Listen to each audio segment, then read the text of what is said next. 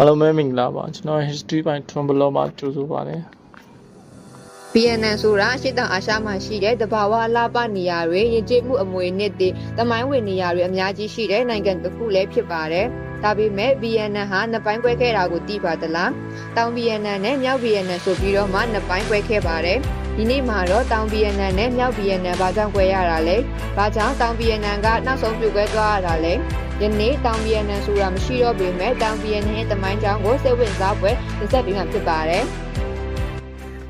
BNN နိုင်ငံဟာကိုလိုနီခေတ်မှာပြင်သစ်လက်အောက်ခံနိုင်ငံဖြစ်ခဲ့ပါတယ်။ဒုတိယကမ္ဘာစစ်အပြီးမှာဟိုရှီမင်းဦးဆောင်တဲ့ BNN အဖွဲ့ဟာတော်လှန်ရေးကိုစတင်ခဲ့ပါတယ်။1945ခုနှစ်မှာဂျပန်အင်ပါယာက BNN ကိုလွတ်လပ်ရေးကြေညာခဲ့ပါတယ်။သို့တော့ပြင်သစ်ကလက်မလျှော့ပဲ BNN ကိုပြန်လည်ထိန်းချုပ်ရန်ကြိုးပမ်းခဲ့ပါတယ်။1954ခုနှစ်အင်ဒိုချိုင်းနာစစ်ပွဲမှာ BNN တပ်များအောင်နိုင်ခဲ့ပြီးနောက်ပြင်သစ်နဲ့ဂျနီဗာသဘောတူညီချက်ကိုချုပ်ဆိုခဲ့ပါတယ်။ထိုသဘောတူညီချက်အရ BNN နိုင်ငံကိုမြောက် BNN နဲ့တောင် BNN ဟုခွဲခြားခဲ့ပါတယ်။မြောက် BNN ကိုဟိုချီမင်းဦးဆောင်တဲ့ကွန်မြူနစ်အစိုးရကအုပ်ချုပ်ပြီးတောင် BNN ကိုအမေရိကန်နဲ့အနောက်နိုင်ငံများကထောက်ခံတဲ့အစိုးရကအုပ်ချုပ်ခဲ့ပါတယ်။1955ခုနှစ်မှာ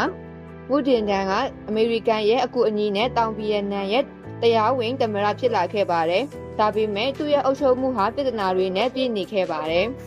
။မူတင်တန်ဟာကက်သလစ်ဘာသာဝင်ဖြစ်ပြီးတော့တောင် BNN ရဲ့ဗုဒ္ဓဘာသာဝင်ပြည်သူများအပေါ်ဖိနှိပ်ချုပ်ချယ်မှုများပြုလုပ်ခဲ့ပါတယ်။1963ခုနှစ်မှာဗုဒ္ဓဘာသာဝင်များဟာစံသားပြမှုများပြုလုပ်ခဲ့ကြပါတယ်။တောင် BNN သမ္မတများကိုအမေရိကန်အစိုးရကထိန်းချုပ်မှုပြုလုပ်နေခြင်းဒီပြည်သူများအနေဖြင့်မကျေနပ်မှုများကိုဖြစ်ပေါ်စေခဲ့ပါတယ်။မူတင်တန်ကိုတောင် BNN စစ်တပ်ကအာဏာဖယ်ရှားပြီးတပ်ဖြတ်ခဲ့ပါတယ်။1963ခုနှစ်1985ခုနှစ်မှာတောင် BNN အုပ်ချုပ်ရေးကောင်းဆောင်များဟာစက်တိုက်အပြောင်းအလဲဖြစ်ခဲ့ပြီးအတိမရှိသောအစိုးရများဖြင့်အုပ်ချုပ်ခဲ့ပါတယ်။တောင် BNN ကမြောက် BNN နဲ့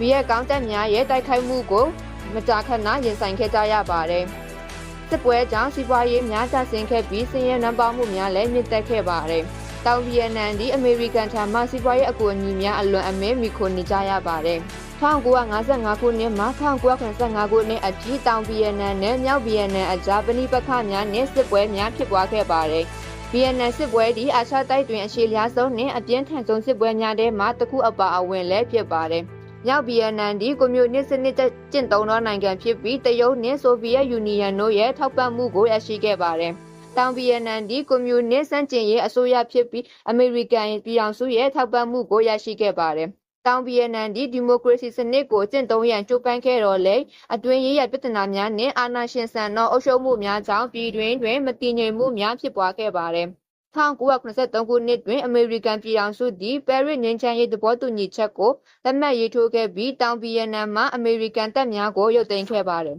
။ထိုအချိန်မှစ၍တောင် BNN ဒီအမေရိကန်ရဲ့စစ်ရေးနှင့်စီးပွားရေးဆိုင်ရာထောက်ပံ့မှုများလျော့နည်းလာခဲ့ပါတယ်။တောင် BNN အစိုးရဒီအာဏာရှင်ဆန်သောအုပ်ချုပ်မှုများကြောင့်ပြည်သူလူထုရဲ့ထောက်ခံမှုကိုဆုံးရှုံးခဲ့ပါတယ်။ထိုအချက်ဒီတောင် BNN ၏ပြိုကွဲခြင်းအချိန်ကိုမြင့်တင်စေခဲ့ပါတယ်။1985ခုနှစ်တွင်မြောက် BNN တပ်များဒီတောင် BNN ကိုစတင်တိုက်ခိုက်ခဲ့ပါတယ်။တောင် BNN တပ်များဒီစစ်ရေးအရန်အားနည်းနေပြီးမြောက် BNN တပ်များရဲ့တိုက်ခိုက်မှုကိုမခုခံနိုင်ခဲ့ကြပါဘူး။တောင် BNN ရဲ့မြို့တော်ဆိုင်ဂုံယနေ့ခေတ်ဟိုရှီမင်းမြို့ကိုသိမ်းပိုက်ခဲ့ပြီးမြောက် BNN ကအနိုင်ရရှိခဲ့ပါတယ်။တောင် BNN ပြုတ်ကွဲပြီးနောက်ကွန်မြူနစ်စနစ်ကိုကျင့်သုံးတဲ့ BNN ဆိုရှယ်လစ်သမ္မတနိုင်ငံဖြစ်ပေါ်ခဲ့ပါတယ်။ BNN နိုင်ငံဒီစီးပွားရေးနဲ့လူမှုရေးဆိုင်ရာပြုပြင်ပြောင်းလဲမှုများကိုဆောင်ရွက်ခဲ့ပြီးယနေ့ခေတ်တွင်အရှေ့တောင်အာရှမှာအရေးပါတဲ့နိုင်ငံတစ်ခုအဖြစ်ရပ်တည်နေပါတယ်။ဒါပေမဲ့တောင် BNN ရဲ့တမိုင်းဟာစစ်ပွဲများနိုင်ငံရေးများနဲ့အားကောင်းမှုတွေကြားကမေးလို့များတဲ့တမိုင်းတစ်ခုအဖြစ်ကျန်ရှိနေပါတယ်။